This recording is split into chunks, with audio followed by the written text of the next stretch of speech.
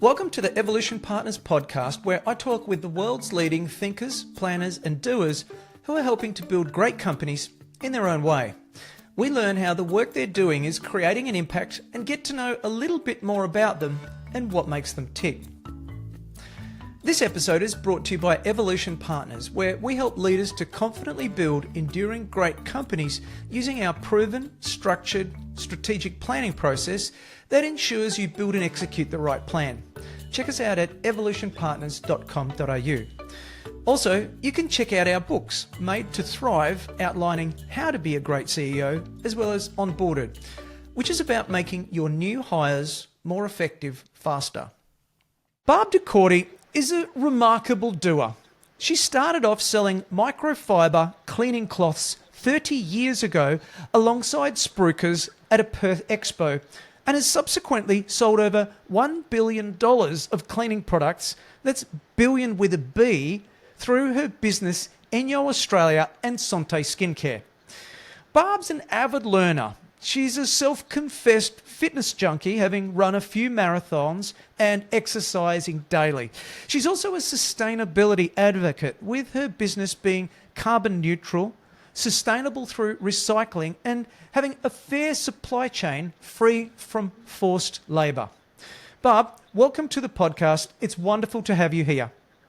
Thank you. Very, very humbled to be invited. Thank you. Thank you. I'd like to start our conversation at the beginning of your journey. You grew up in Austria. So if you could, please tell us about your family growing up in Austria before you moved to Australia, and how that might have impacted you and your journey as an entrepreneur.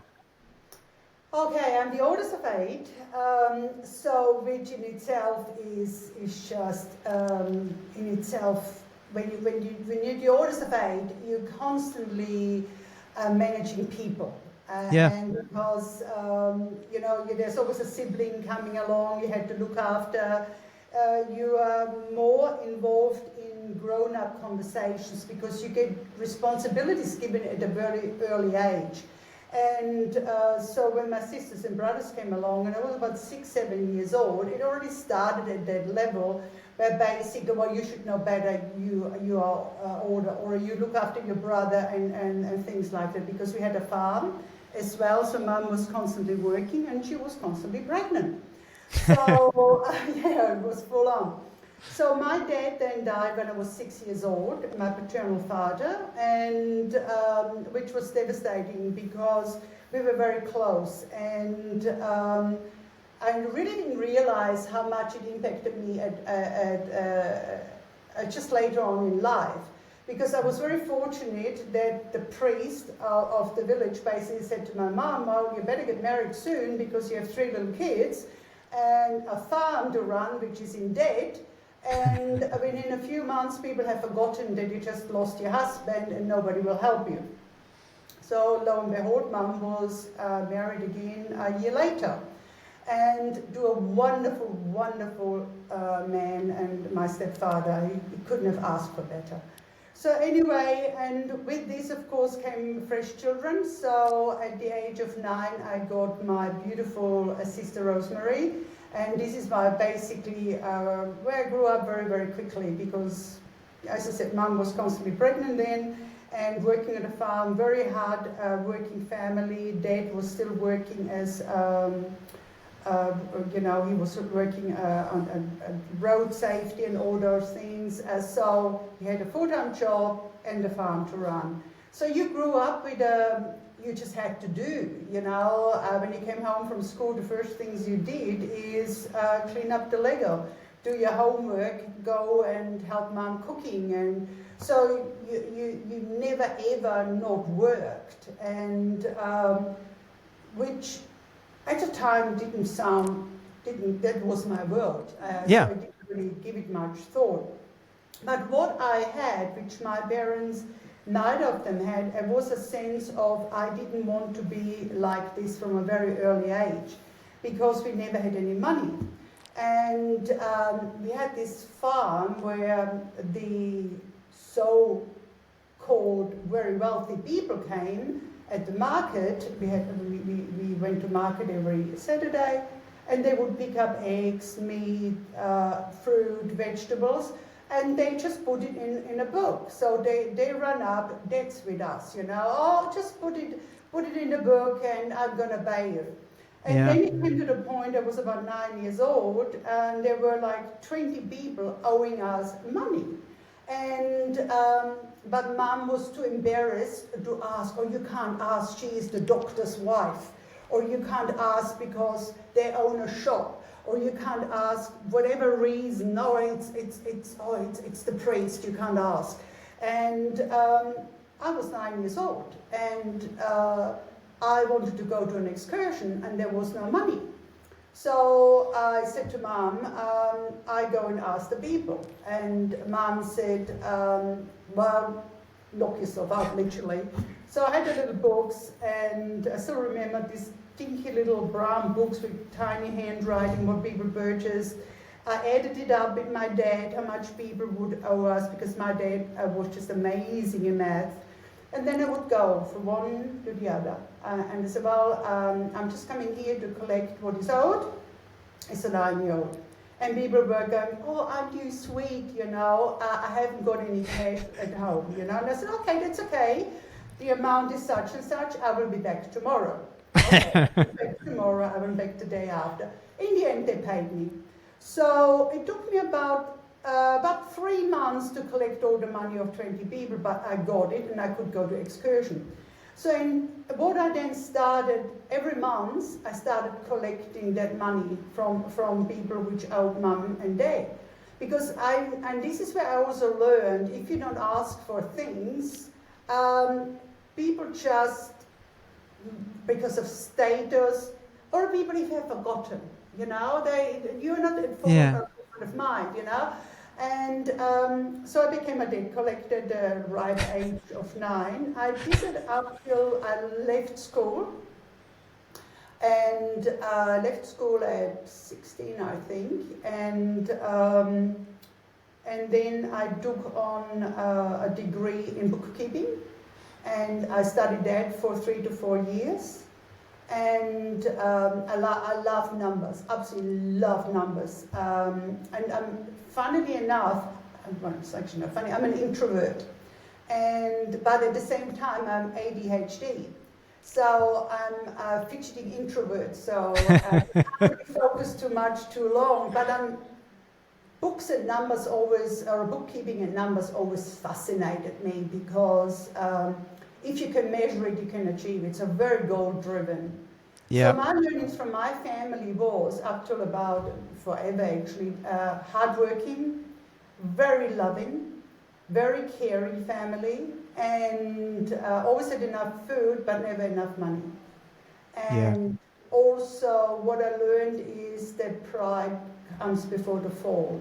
Even for your loved ones, Mum, for her children, wasn't game enough to ask the doctor's wife to give her the money she owed, or somebody who rented a room from us.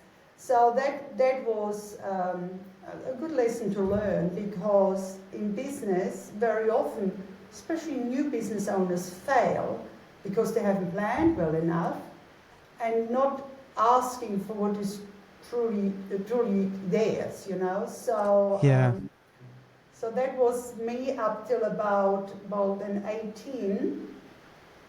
I met the love of my life at 16. Well, I thought it was the love of my life, which was great. Married at 18, had my son at 19, and finished my degree along the way. Everything was planned. I have done nothing in my life which isn't planned. There was no, well, it just happened. It just was planned. Yep. And then we decided to move to Australia because my then husband had a job in Australia in the mining industry. He's a savant. He can build you any machine you want. And we decided to come to Australia, failing to really recognize that I had a 1-year-old child and didn't speak the language, you know, so it was quite interesting. So I came to Australia, and I must say I was very welcome in Australia, maybe because I didn't understand people, who knows, you know, I know what they're talking about. But again, what I learned is that self-reliance. You know, you learn English. The first thing, you learn English. You go and you assimilate in the country. Despite only have planned to be here for 2 years. So after 2 years, we moved back to Austria, and we just didn't love it anymore. Austria was too stifling, and my then 3-year-old son kept asking me every day, when are we moving home, Mummy? Yeah. So we moved back to Australia, we got our visas, and my then husband went back to do his engineering for mining. I learned more English, did my tertiary education, and taught aerobics. And that's an interesting segue, because as I understand it, you then went through a series of businesses that you tried and got some amazing learnings from. And obviously I'm from Perth as well. Perth's a lovely place. I can see why you wanted to stay here. So tell us about the businesses and what you learned along the way before you started ENJO. Well, one of the things I always had a bit of a sense of filling in a niche. For instance, being an aerobics instructor, I could see the only people who made aerobics in leotards, as we called them at the time, like dancers. You could buy a Reebok, you could buy a Running Bear, and other things, but there was nothing made for a woman who was a little bit not the perfect shape.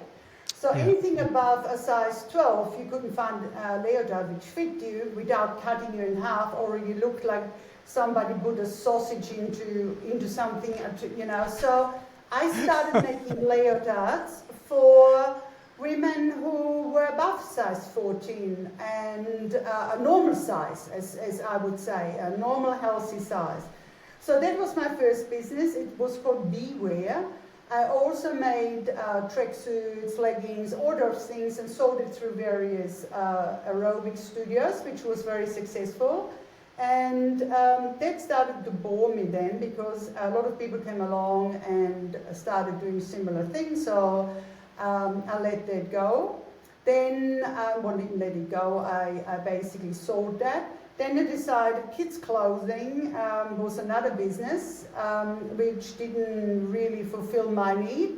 So I started to sew children's clothes and sold them quite successfully. I didn't sell that business, I just let it in the end just die of its natural course.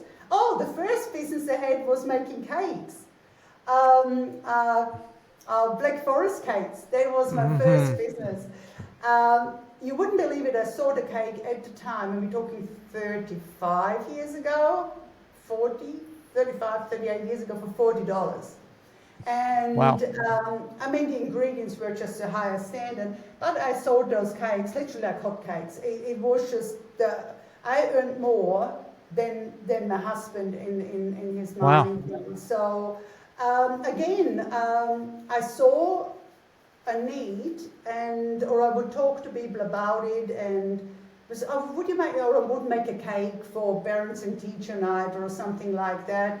Bring the cake, and it was, oh my God, where did you buy the cake? Did you buy it from Miss Maud? And I said, no, I made it. And then people would say, would you make me one? Yeah. So I did that.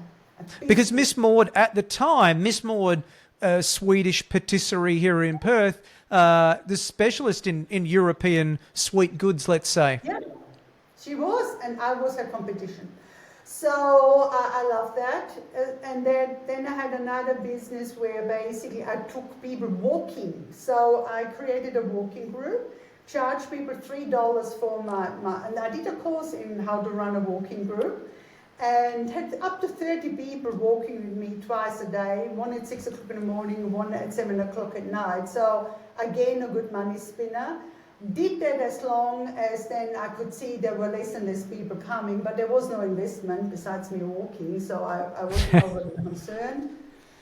And then of course I came across ENJO, where Rainer was on a holiday in Europe, and what do you think that and we're going to jump straight into ENJO next. Before we do, what do you think those entrepreneurial experiences, are there any learnings that you think you got as you went? Because it's like, I'm trying this isn't what I want, or this isn't working the way I want. Any kind of learnings that you think you had through those experiences, perhaps? I think one of the biggest learnings is you can't do it for the money. And the money needs to be the outcome, okay? So passion purpose was always at the forefront of mine, and passion, purpose, action and profit, long before the book was written. And that was basically always my drive. I was passionate about the situation, or I saw something, then I saw the need a purpose for my layer darts. There needed to be a purpose. I didn't need to sew another size 10 layer dart because that existed already. I couldn't charge less than the big companies could because I was sewing maybe 10 at a time. Fabric was more expensive, so I had to charge the same. So I had to find the purpose. What is that purpose? Okay, I'm making something which is unique, long torso or whatever. So that was always one of the things, and then putting it into action. And because it's one thing, I have a purpose. Well, you have to work hard. And always being the accountant, I always worked out how much I want to make per hour, because I knew as an aerobics instructor I could make $30 an hour. Okay, I realized I can't get the same for a layer dart, but I could sew a layer dart in an hour, and I worked them out. Okay, I can sew 10 of them in a day, so 10 would be X amount. I can't do 10 aerobics classes in an hour. So, a day. I could maybe do 2, so the income would be $60. And so I always worked out how I could make the profit. Lovely. That is what the learnings for all my businesses. I think I think that's important for the listeners, because ENJO is an excellent case study in what to do right. Now, I know how humble you are, and you might say, oh, Brad, you don't understand. There's so many mistakes along the way. But when it comes to purpose and strategy and differentiation, and we spend all day, every day with customers, so it's very logical, given all of the inputs and your learnings, that you would end up with a good level of success. Even the model where you have contractors or agents, but we'll get to all of that. So let's jump into that now. Tell me, your son, you move back to Australia. Your son has terrible asthma, and then you go on a trip to Austria. Tell us about that. So Mark was diagnosed with asthma 5-6 years ago, because they can't do it too early because they don't know if it is asthma. So I was diagnosed with eczema, and also, which comes usually with some other form of respiratory problems. So, unbeknownst to me, slowly but surely, I actually brought on his asthma on the weekend, and the education wasn't just there at the time because the internet wasn't there. You just couldn't Google something. Doctors didn't know what we did at home. Our doctor wouldn't say, well, don't clean with harsh chemicals, because that was just not spoken about. Doctors gave you the medication so your child doesn't die when it has an asthma attack. But nobody educated you to avoid an asthma attack, okay? Yeah. So that is something you had to learn yourself, which you could to a certain extent. You took your child swimming, you learned what brought the asthma on in a child, but the most obvious one, like your cleaning product, you as a mom assume that is safe. That wouldn't be tested. You didn't know as a mom back then, I have to test it myself. So there was Mark at an age of probably 80 years old when I started my journey with ENJO, and through all this time, horrific asthma attacks where you couldn't help it. I didn't know how to prevent it. I had a cure for it, of course, EpiPen, ventilators, we had cortisone, and the hospital. Yeah. this was my option, but I did not know how to stop it. So my AD and HD personality went like, okay, I try this. Okay, if I disinfect and kill every germ in my house, my son is going to be healthy. I used to bleach everything. I would literally, even now, it's when I hear people bathing their children in Dettol to avoid cold or a flus in their children on TikTok, I go like, oh my God, somebody needs to educate people, because I used to be that mum. I thought if I kill every germ, my child will be right. But even 30 years later, people come still up with things like that. So I have a lot of work to do besides selling my product. So anyway, years later then I found out that Mark's asthma is brought on not by pollen, or it's brought on by air pollution. So air pollution is basically where you have chemicals sticking to the fine dust in the air, which then basically gets inhaled. It's called a thoracic dust. And that basically has a chemical attached to it, or air pollution attached to it, which sets his asthma off. So, what did happen? When I bathed him, I cleaned like a woman possessed, bleached everything, never can rinse it off altogether, put the baby in a bath, or the small child in a bath in the evening, or showered it, and him and the fumes then would inhale them, then asthma attack. Wow. So, your cleaning is resulting in him having an asthma attack, and you maybe can't connect the two because you think you're doing the right thing. I did. I thought I was an amazing mother. I mean, I still think so, but... So then we went to Europe on a holiday. We have been living in Australia for quite a while. We scraped all our money together and we went on a holiday. And we were so concerned. I had my EpiPen, everything in my handbag all the time. Gave it to the family, gave everybody instructions. If he has an asthma attack, this needs to happen. This is the number we need to call straight away. When he wasn't with me, I really, because smog, winter, air pollution, I thought Europe would be at its worst. But we wanted a white Christmas with him, which never did happen because typically Europe, it didn't provide as I asked. But then again, I can't control everything, can I? No.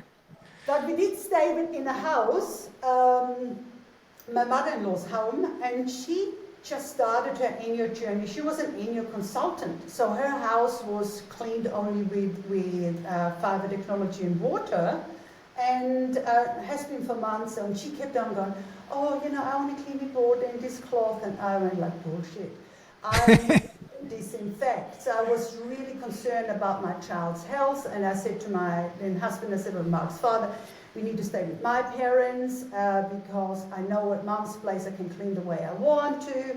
And then my husband said, oh, just let's stay here for a week. It's not to upset my mother-in-law. And I'm like, okay, Mark will survive. Lo and behold, no asthma. 2 weeks, 3 weeks, 4 weeks, 5 weeks, no asthma. And we were floored. We were really, and we said, what is different? And then we came to realize is the removal of the chemicals from our cleaning routine. And again, when you go to I came back from Europe, talked to my doctor about it, and he went like, yeah.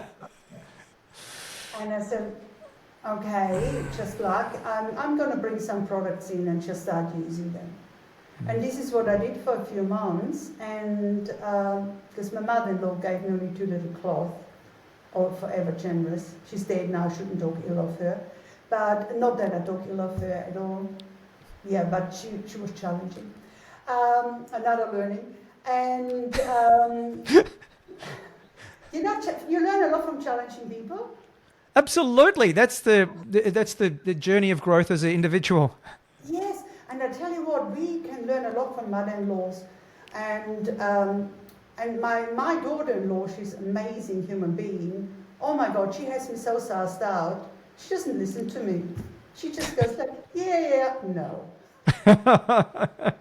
What do you know? Anyway, So I started my journey then with ENJO, and despite the doctors thinking, you know, it might not be the thing, I had nothing to lose and everything to gain. And then my son's asthma became less and less. I asked in his schoolroom if he could at least clean his desk with ENJO. And the teacher said, "Oh no, I like those rags because we can't give the kids the pink spray anyway." Yeah. So, which is the detergent. So we just put it with water. So they started cleaning his classroom with it, and then more moms started inquiring, but basically couldn't quite make the step to ENJO. So it took us a good 3 years of hard work and nearly losing everything we lost everything. Literally, we lost the house, we had to lease our cars and everything, but I was so convinced that we did the right thing. And after 3 years of persisting with the direct selling model, showing people in their homes, generous return policies, purchase today, if you can't make it work for you, we take it back after 60 days, free pickup. So made the purchasing journey as pain-free as possible for the user. Okay. So there's so much to unpack there. Let's start with, so you go over there, you realize this is causing your son's asthma, the cleaning back at home in Australia. You bring some cloths back, you realize this is my destiny. So what I need to do, I need to become a distributor for Australia, and this is really my life's work. Now, let's start with what is ENJO. I think that ENJO is an Australian and probably an American household name. But for those of us, so for those of us who are the listeners who might not be aware, I'm calling it cleaning cloths, cleaning products. You are the expert. Maybe just let us know, what is ENJO, what is it made from, and what is it different about it compared to other cleaning products? Okay, so basically the fiber technology of ENJO replaces a chemical in a detergent, okay? A detergent is usually, could be 0.05% chemical, and the rest is water you're purchasing. So basically the glove or the fiber technology, the microfiber technology replaces the chemical. So people always think it's the other way around. The water you have got at home. So what we're actually working with is, instead of creating bubbles to remove the dirt, we create friction. And the way the fibers is designed is they reach into the uneven surface and they lift out. So basically, the fiber technology attracts the dirt out, the way it is designed. It's like a human hair with little scales on it, and it will fill up like the human hair when it gets greasy and oily, and then you need to wash it. And the same is with the fiber technology. It is so simple, it is painful, literally. It's no, you can't hurt yourself with it, there are no poisonous, dangerous, you can't damage your skin with it, you can not damage your surfaces with it. It is so simple, it is literally that people can't believe it. Yeah. So, and this was exactly, then we have a floor system. You know, when you see all these modern floor machines which wash the floor, which vacuum clean the floor, well over $1,000 nowadays. They need electricity, don't do as good as a job, can't do stairs, need to be programmed, you can't have Lego on the floor or cables. And there's our simple floor cleaning system which does the dusting, which also removes the fine dust, which only a super extensive floor vacuum cleaner can do. So our technology is all designed to remove dirt and dust from surfaces, but also from the air, like the dusting, so it doesn't just come up in the air, puff up in the air again. So we have various fiber technologies. We have kitchen, bathroom, dusting, and then we have so-called ENJO fills. ENJO fills are microfiber flat cloth. You get cheap ones from $5, which are really cheaply manufactured, and you might use them a couple of times and they lose their cleaning power. And the cheaper microfiber is, the lesser the quality, and basically it's just like, might as well just buy a chuck or a sponge. Yeah. Ours are made to the highest standard, and when it comes to microfiber, it is to manufacture fabric, if it is for clothing or any fabric, it's dirty business. Yeah. It's filthy business because it involves chemicals and it involves crude oil. So I make it's no two ways about it. What we as a company do is we make sure we do it the safest and the most sustainable and human way, where we have no modern day slavery. So we manufacture in Austria. The laws over there are so strict when you from the way you dye your products to the way you manufacture it, the way you dispose of those things. Yeah. So we are perfectly imperfect at ENJO, and we thrive to eliminate as much from the nasties as possible. Can't be all done, but compared to everything else out there, we are 1,000 times better. So what people talk, like, let me just go into microplastics, which I'm sure you have heard about it, they can be found everywhere. When you use your conventional cleaning methods, bottles, spray bottles, the plastic they're losing and all those things, ENJO, over 3 years, when you clean your household inside and out, car, veranda, pool, floors, whatever, and your skin, you create 7 grains of rice of microplastics. 7 grains. 7 grains of rice of microplastics over 3 years for the whole house. Yeah, for the whole house. I can't imagine what a person who is using regular, I'll say regular, or regularly cleaning with disposable cloths and solvents, and I can't imagine how much plastic they'd be creating over 3 years.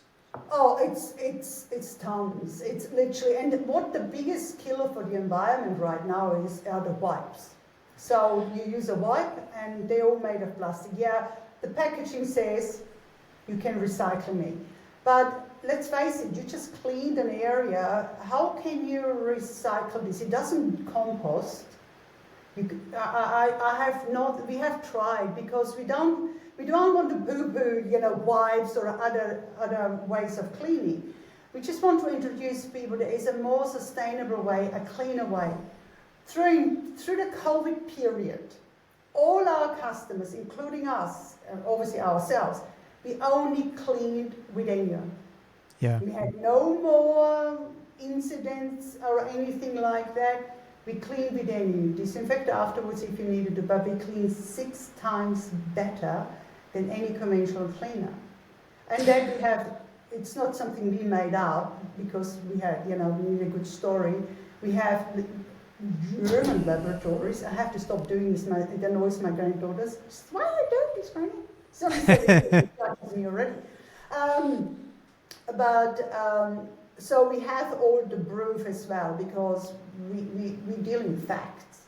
Yeah. So, just the cloth and water. So the cloth replaces your detergents and your chemical in the detergent, and then the water. So I buy a cloth, it cleans for a period of time, a couple of years perhaps, but what you didn't pick up there that I think is really important is that you also have the ability to recycle. So when I've finished with the cloth and it's at end of life, then you have the function to ship that back to Austria to then be recycled. Is that right? We just have actually partnered up with Apparel, which is an Australian company, which is just the first company in Australia in 30 years we have found we trust with our product to be recycled. We do not want the customer to trust their bin pickup or their council that it will recycle. We want them to send it free of charge back to us, And we usually, when you send it back, we give you a discount on your next product as well for rewarding you for doing the right thing. And we only trust ourselves and apparel to actually recycle our product. Up to about 6 months, we used to send it back to Austria because there was nobody available we trusted in Australia. And that's how fastidious we are with our recycling. And now we have apparel here in Australia, and which is a really good partnership. As I mentioned earlier, from a strategy perspective, the differences is what matters in business. And so the differences between your business and, I guess, the competition, which is solvents or standard cleaning cloths, as well as the way that you go to market, because you go to market in a very unique way, I guess to protect margins, but also to ensure that people understand the product from an education perspective. It just stitches together for a really good and robust strategy. So I'd love to take one step back. You've spoken about the challenges that you had growing ENJO so fast. So you've gone over to Austria. You've had this defining moment where you've realised, I'm going to represent ENJO in Australia. Can you take us back to that point in time when you, I guess, spoke to the founder in Austria or a person in Austria? Take us back to there, perhaps, and then what happened in the subsequent years, and then what were the challenges that you experienced? Okay, the interesting part was I met with the manufacturer on a phone call, and I said I would like to bring the product into Australia. And he said, yeah, okay, you need about $50,000 worth of investment to purchase the product from me. And I went like, we calculated it through, and my husband said, my then husband said, well, he goes up. And I said, no. I'm going to run this business. Because beforehand, you know, he ran his own companies, and I was the Girl Friday, invoicing people and everything, but I felt really strongly about this, and I felt, no, I didn't just feel it, I knew this was my vocation, this is my lane, I know I'm going to be good at this. Because you got the passion. Yeah, and I knew why. I knew it wasn't about the money, and with the greatest respect to my ex-husband, good man and everything, but for him, it was more how much money can we make. Yeah. And it was probably always a bit of my weaknesses that I didn't necessarily always look at the money side as vigorous as I should have. So I rang the guy up. The guy was 27 years old or 26, and I was 30. And so we then went and I met him, and he said, well, order this here and off you go. And I said, is there any training products? And we do direct sales. We sell through direct sales. Now at this stage have never been to a Tupperware party, so I had no idea what direct sales is all about. So I went through my mother-in-law, bless her soul, said to her, could I come to one of your parties back then? And she said, yeah, sure. So I saw a little bit how she did it, because the manufacturer wasn't actually the distributor for Austria, it was somebody else, he just manufactured. Then I got in contact through my mother-in-law with the distributor for Austria. He gave me a manual, literally was, I think, 10 pages thick. And then there's about green for grease, white for bathroom, orange for dusting, and floor is the same. And I went like, okay, a floor, we have floor fibers. The range wasn't that big. So I went home, started writing my own manual from the Austrian version, which is hilarious when you read the first manuals, because you can hear Arnold Schwarzenegger literally, you know, I'll be back. You know, the way I had written it, even grammatically very much like in the translation. So I came back to Australia, started using the product, started talking to people, became the first consultant, went out, demonstrated the product. People were really reluctant to purchase. So, but the more they could see it work, the more they understood it. So what I did then, I gave them, they could basically hire from me for 2 months a little pack, where I said for $20, you could hire this for 2 months, okay? And then I would call in and showed and demonstrated the product, and I give you the $20 back when you then purchase this kit. And so that's how I started myself. And then, so, Barb, I just want to jump in there to clarify for the listeners the difference in your channel, because it's really important part of the story. Now, some people might think, I'm going to bring this product to this country and sell through supermarkets or hardware stores. That's not your approach. But also they might not know the difference between multi-level marketing and direct sales. Yeah. So direct sales, meaning that you engage agents or contractors to sell the product on behalf of you. Yeah. So whereas multi-level marketing is, I need to sell something that then they need to sell to other people, who then sell to other people in a pyramid style. So this is simply a direct contractor, a direct-to-consumer contractor workforce. Yeah. Yeah, so thank you. In now you would call it an affiliation program, literally. Yep. So basically, I'm still ENJO, and somebody takes orders on my behalf. Okay, they solicit orders on ENJO's behalf, and affiliation program nowadays works exactly the same. So Apple runs their business like that. With Apple has all their stores basically they solicit orders on behalf, if like Harvey Norman on Apple. If there's an Apple store, obviously they own the store. But so it's as far away as multi-level as it can be. Yeah. It is basically you solicit orders on ENJO's behalf, and we accept the order, and for that you get paid a commission. That's basically it. Yeah. You earn as much as you go and show the product. Why we wanted this model is you needed to see to believe. We're talking 30 years ago. Nowadays, I Google ENJO, I get a video how to use it in the kitchen. I get a video how to use it in the bathroom, how to clean my oven. So, which has developed over the last few years. So, consultants, where they still work on show and share, we call it, because services have changed a lot as well. And the other thing is, nobody teaches people how to clean. So everybody sees cleaning as, oh my God, I have to clean on Saturday, it's such a chore. I think cleaning should be a joy, okay? And what I mean about should be a joy is you have to think what a clean home does for you. We have done a lot of research and how it stresses, particularly women, if they have a dirty home, not so much a messy home, but if they believe their bathroom is not clean. And so what we educate is cleaning needs to be something you do like brushing your teeth every day. It's like, oh my God, look at my sparkling teeth. Oh, look at my shower screen, it's hygienically clean. So it's something we educate people to do on a regular basis. And this is really great when you get an ENJO consultant in your home, because they can teach you how to maintain it clean.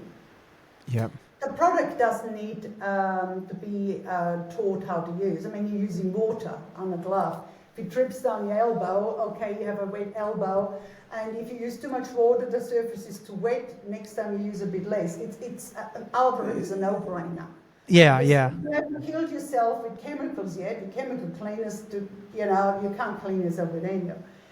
So we chose the direct selling model, or affiliation program, as we call it nowadays, and or as it would be called nowadays, and that was the greatest pleasure, especially in the past, because 30 years ago, we women, we couldn't just go out and do a part-time job or a work from home or be an influencers. We were the predecessor, we were the original influencers.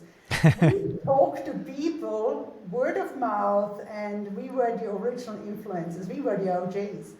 And of course, over the years it has changed, and women have now more opportunities, and we're dealing mainly with women. Don't ask me why. It's not something we would take anyone on. And we just did some huge research of about 2,000 mums, and they still carry most of the cleaning load at home. Yeah. So, and we like to educate the whole family. So when we come to your home and we show your ENJO, we invite your teenage children, we invite your husband along, or your partner, or you know, everybody, because cleaning is for everyone. And let's face it, a 9-year-old, you can't put a spray bottle in their hand and go and knock well, literally you would knock them out.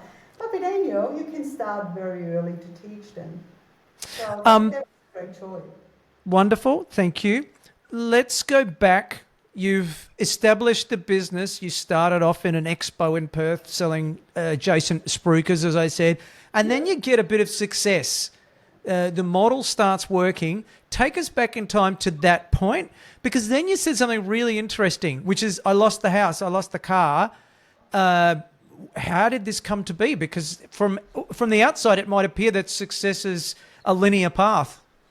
Well, it started off quite well, and then suddenly, as quickly as it started, that was in the first 18 months, we had quite a success.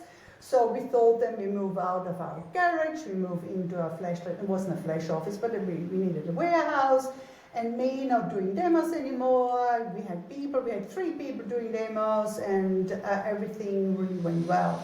And then suddenly it came to a rapid stop because I didn't bring in the money anymore. My husband was then working in the company. We had overheads to pay, and we had employees to do the packing. Or one employee did the packing who did hardly anything because there was nothing to be done, so we just sit there around and drink coffee. Got really complacent, which still surprises me today that I ever allowed that. So anyway, owed too much money to the landlord, had to basically move out of the offices. I always was very lucky in my life that I had very supportive people, because if I ever owed you money, you knew you would get it back. Yeah. You know, they came with my integrity to this date, you know. So anyway, moved everything back home by about 19, the real success came in year 2000. We took everything home then. 2000, the first month we turned over $50,000. I was happy. I didn't want, this was my happy place. You know, I don't want anymore. I could pay my mortgage. Well, I didn't have a mortgage. I could pay the rent and everything, my house, my own house, and the cars and everything. And I was out there doing demos again. But me being out there doing demos again and gaining a bit of a reputation, I brought more consultants on. I was in the lucky position, I brought one lady on, and she's well in her 90s now, and she taught me so much. She just said, you're far too gentle, you need to tell people what they need. You know better than they do, you know, and if they say, what about germs, what about this, what about that, you know, and so she was my mentor. So in 2002 or 2003, we turned over in the particular year, I think $80 million. Wow. Okay? That's a fast growth. It was ridiculous. Yeah. From 150 consultants to 2,500. The growth was so quick. There was no way. We had no strategy in place. Money just came in, and we just employed people. We built a place when we did, I think when we did $10 million a year, we started building. And we thought we would incrementally grow. You know, you can cope with 5 million more a year or something, but it just went absolutely crazy. We ran out of space, we started building another building, and got sidetracked, and you lost. All this what made us, we lost. Yeah. We lost I lost my passion, because I really wanted to sell ENJO. Yeah. I wanted people to use my product. I didn't want to be a CEO managing people. I never wanted staff. I literally, I loved working with consultants, but I went to a conference with 800 people there. I didn't know who those people were. Wow. Yeah, and it was terrible. And so then everything just, it came as quickly as we grew. We went from, and then we had another years of growth. We went from 80 to 10 million. And after that, then we went from 10 million down, from 100 million down to, I think, 50 million within a year. Wow. And Wow. because we didn't build it, we didn't know how to stop it. And how did that impact you personally? That, like, the growth would have been overwhelming, I guess. In one hand, one probably thinks that you're on top of the world, but it's very taxing. And then to hit that peak and then come backwards, like, how did that impact you personally? Well, I didn't know how to deal. I literally didn't know how to deal. My marriage was starting to fall apart, or our marriage started to fall apart. For no other reason, there was just no time anymore. And, and you start buying things because you were poor all your life. You lose all sense of reality because you have millions in your bank account. Yeah. And you're building a building, you're buying this, you're buying that, and you think it just keeps growing. Yeah. Why would it suddenly stop? I very love your product. And that's how naive as a business owner I was. And it became, I lost sense of reality, went into depression, and during the highest of my career, or highest turnover, not the highest success, I went into depression, and I couldn't even have a phone conversation with somebody without suddenly starting to cry. My personality is still one which gets out of bed and does the exercise and goes through it. And then it took me 2 years to get help. Yeah. And the company just declined.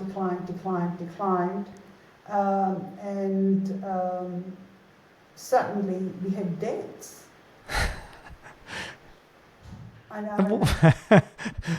did this happen? Yeah. And we slowly then recovered. We stayed at a certain level.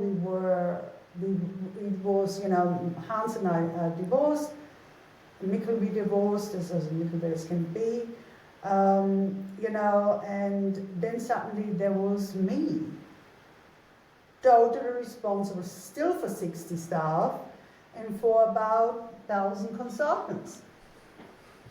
And I surrounded myself with the wrong people. And I surrounded myself for 10 years with the wrong people. Wow. Because my confidence had gone. Yeah. So I always looked for people who told a great story. We're going to do this, we're going to do America, we're going to do this, we're going to do that. And, and literally, it's just funny, it took me about, best part of 15 years to get back to myself. One day I said, well, I stopped this, I stopped that. And so, what do you actually want from this? You have two choices: you go under, or you look at your business and go like, where is this business going to go? And in just the last few years now, since COVID was very good for us, which probably was in hindsight probably a bit of a setback for us, because everything which was planned before COVID came and we made incredible turnover, so we didn't make any changes. Yeah. Because, and then now after COVID, we are just now at a solid place again where we say, well, this has worked in the past, but it won't work for the future. Yep. Yeah. And so having a product which is so now, where people should be queuing up to purchase the product, we're still re-educating a new generation, Gen X, Gen X is a good customer, but the millennials and Gen Z, Yes. they have a totally different way of purchasing than we had, back then. So we have to pivot again as a company. It's fascinating to see the way that your company has evolved. Like you've spoken about TikTok today, you've spoken about having to move from fully consultant model to having demonstrations on the website. So that, I guess it's necessary if one wants to survive, but also it's a credit to you. I want to pick up on something that you said back there. Over this journey, how has your attitude to profit changed, and how has your attitude to money changed? Two different things. Okay. You spoke about, yeah. Okay. Firstly, profit is one thing and cash flow is another. Oh, yeah. Oh yeah, did I find that out the hard way? I always said we need to have a certain amount of profit, okay? Yep. And which we worked hard towards it, made a profit, but there was no cash flow. Yeah. Because you got to pay for inventory, right? Yes. Inventory's what, 50% or whatever it is of your sales. You've got to always have enough inventory and not too much. And that's a fine line. So Yep. you predict you're going to sell X amount of product 1 month, and it doesn't happen. And we purchase 3 months ahead and pay 3 months ahead. So I have whatever I'm going to sell, let's say in August, I have ordered already in May. Yeah. So, and paid for. Because it is on the water, then it sits here, and then you order too little or too much, you have to fly in, or you're sitting on product and things like that. So it's a fine line and I'm very fortunate now. I have an incredible team around me. But one of the things, and then my attitude to money is, it's good to have. It's good to have. And I rather now would say I rather have money, and even if it just sits in a bank account and does nothing, than necessary when you invest a lot in property or in things like that, or you drive a Porsche, or you have the latest shoes and or the latest handbag. Suddenly all these things. I mean, I don't even wear jewelry anymore, and I had to have a Rolex, and this was what money bought you. Yeah. But money is so important. Don't get me wrong. I think it's so important as a business. It's actually money in the bank is more important than a profit. Yeah. So. The phrase that we use around that, and we always like to say, is you can't think about strategy, you can't think about the future if you're worried about paying next week's wages.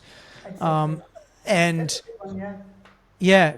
And I say that because in my experience, being a CEO and sitting with CEOs over time, I've been in those situations where we're trying to say, what about that? And they're saying, there's no point talking about that. We just got to focus on solving the urgent and immediate problem of cash flow. So, yeah, it's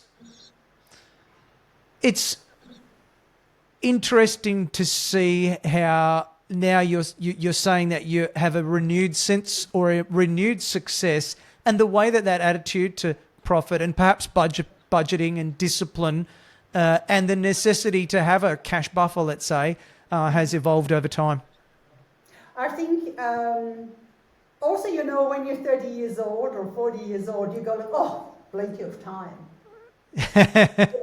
And because my purpose and my action is still towards having ENJO, 10% of ENJO, 10% of Australian households using ENJO, only to clean with ENJO. We will make a remarkable impact on the Australian environment here. By plastic bottles which don't need manufacturing, by detergents which don't have to be using, water to do, more water, even with these automatic vacuum cleaners and robos or Roombas or whatever they call, they need power. Lithium batteries need to be recycled, or can't be recycled, you know, and all the plastic parts. So we have a big job ahead of us. This is my purpose again. Will I do it in a direct selling model for the future?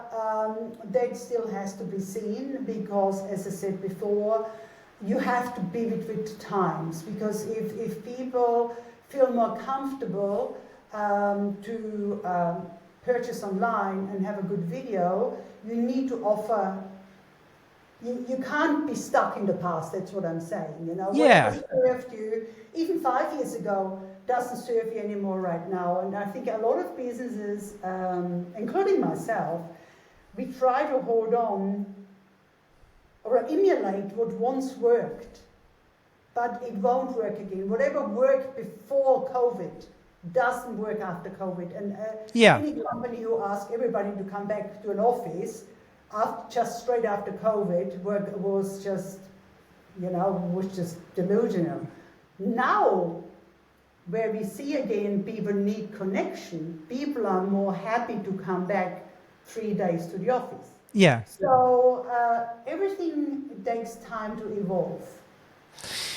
You've written about the obligation or the goal of a business should be to achieve cult status. Can you tell us about cult status as you define it and why it matters? To me, I know there's all negative connotation to a cult, but for the lack of a better word, people want to belong. Okay? People want to belong. I want to be an early adopter, therefore I have the latest iPhone, I queue up for it. Okay? I'm a runner, the latest shoe is out, oh my goodness, I need the latest shoe. Will it make me faster or not? No, and my allegiance is to, let's say, to Nike, because they have produced the best shoes, have made me run the best marathon and everything. But hey, research now shows, Puma is on the way up, and the latest marathon runner did just run in Pumas. So, cult status needs to be nurtured as well. You need to be constantly giving your follower, your tribe, your family, what your family needs at any given time. And this is not just a good product. You need to give them a voice. I'm a great believer to listen to our customer. When they have great ideas with the way they use our product, the way they feel empowered by making a difference to the environment, and by purely using ENJO. It's not the most important people to 99% of our customers. 99% of our customers use ENJO because it's safe, it's fast, and is affordable. Yeah. Because it lasts such a long time. That's the reason they purchase ENJO. Oh yeah, it saves the planet as well. Well, brownie points for me.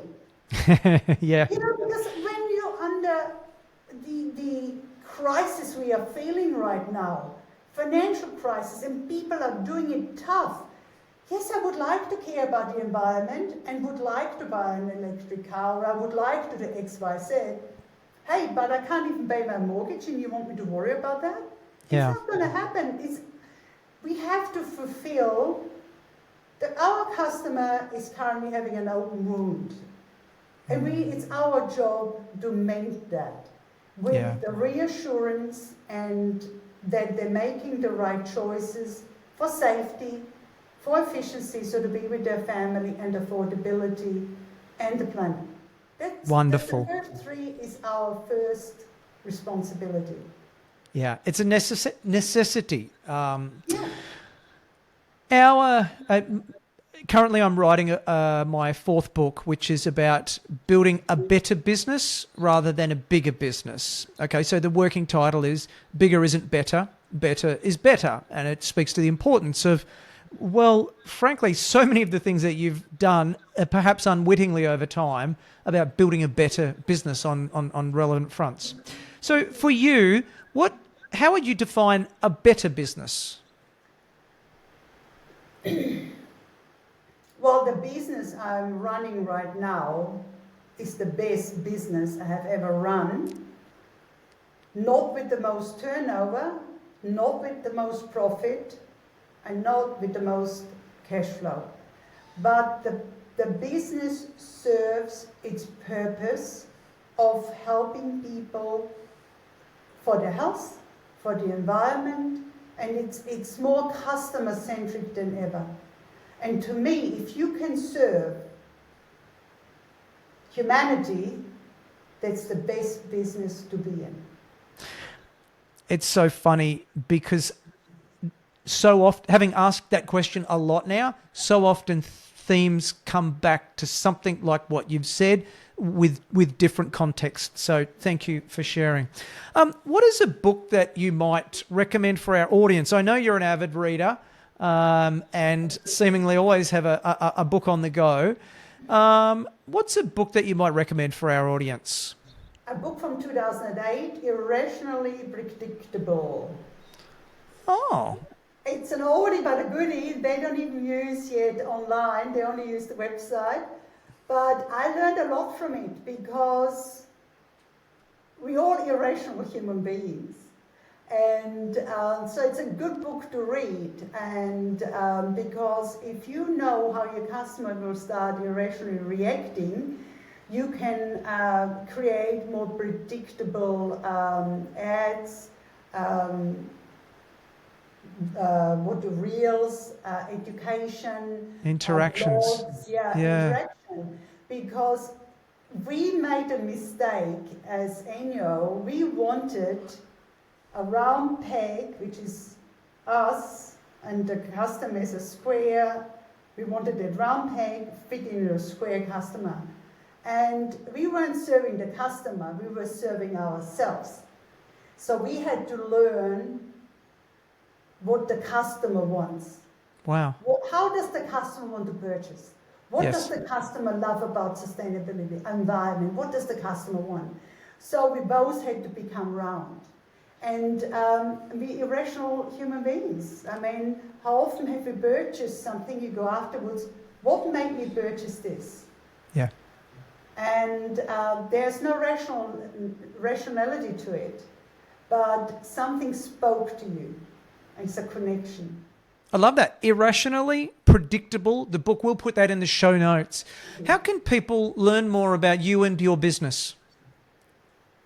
Oh my goodness, there's so much to read about me, about it. I do on a regular basis, once a month for customers, where customers can come along, and I do a Zoom and they can ask me questions. There's usually one going. I do things for customers where basically customers can come on and ask or give me pointers, and I can give them pointers. So that's usually my thing. Or just email me. Yeah. Simple. Wonderful. I will, or DM me on my personal account, or DM me on the ENJO account. I will answer every one of them, and it's just what I love doing. Wonderful, thank you. So your website again is ENJO, ENJO.com.au. Yes. Thank you. What haven't we discussed today, Barb, that you wanted to cover off? Nothing. We're all good? We did well. We did really well. Thank you so much. It was a really beautiful interview to do. I really enjoyed this because it's more about the human aspect about the business, which is, I think, more important than everything else, because for other things you employ people, and which are better than yourself. Well, it's been a privilege and an honour, and I thank you so much on behalf of our audience for you so openly sharing your story and the challenges, because it's always it looks easy, right? But it's always tough. And so thank you again. It's been such a great time today. Well, I hope you enjoyed the episode as much as I did. If you'd be kind enough to leave a review for the podcast, that'd be really helpful to other like-minded entrepreneurs, and then we can grow our community. If you want to find out more about our guests, head over to evolutionpartners.com.au/podcast, where you can find show notes and other additional reading. Hope to see you back next week. Until then, keep thriving.